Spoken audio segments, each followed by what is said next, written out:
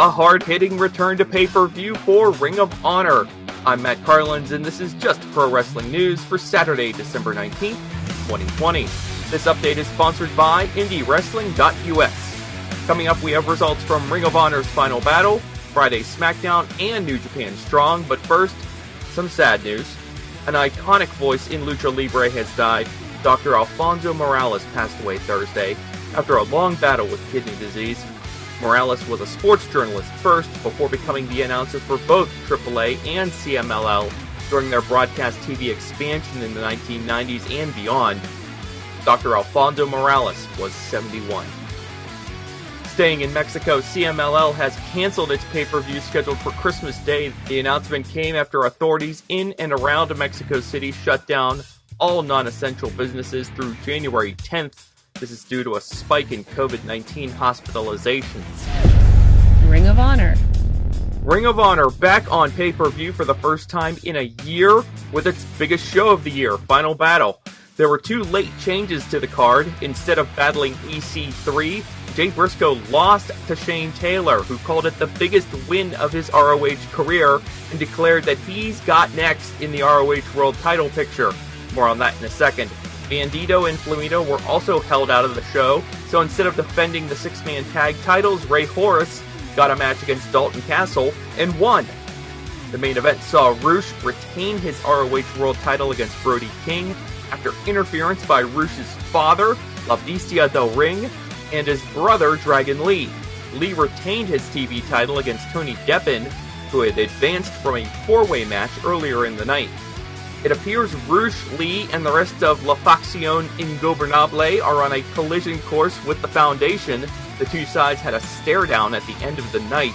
The Foundation's Jay Lethal and Jonathan Gresham retained their ROH tag titles against Mark Briscoe and PCO.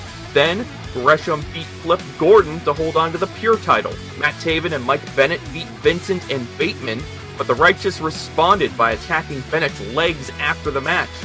And Danhausen finally secured his ROH contract. He beat Brian Johnson via disqualification. So, Danhausen will be contacting Dave Honor. See you soon. Going to be sending you an email of some sort to get the blimp. So, we will sit down, take the blimp, take it downtown, have some diet sodas of some sort and some candies. Be quite nice, celebrate with sacks of money. Some of Danhausen's post-match comments on Ring of Honor's social media. WWE. Last night's Smackdown, the final stop before WWE's TLC show on Sunday. The Street Profits retained their tag titles with a win over Dolph Ziggler and Robert Roode. Bayley pinned Bianca Belair after raking the eyes of Belair and hitting her Rose Plant finisher. Otis beat Shinsuke Nakamura, and Kevin Owens was beaten down by Jey Uso and or Roman Reigns no less than 4 times ahead of his Universal title match against Reigns on Sunday. New Japan Pro Wrestling. New Japan Strong last night. Kenta beat the aforementioned Brody King to hold on to his contract to challenge for the IWGP US Heavyweight Championship. Kenta will carry that briefcase into Wrestle Kingdom, and he made it clear he's ready to challenge Jon Moxley. The only questions now are when and where. PW Insider reports Madison Rayne will be leaving Impact Wrestling for a new job outside the pro wrestling business. Kenny Omega and Don Callis are working hard to blur the lines between wrestling and reality. Omega says it was time for him to take the AEW World Championship.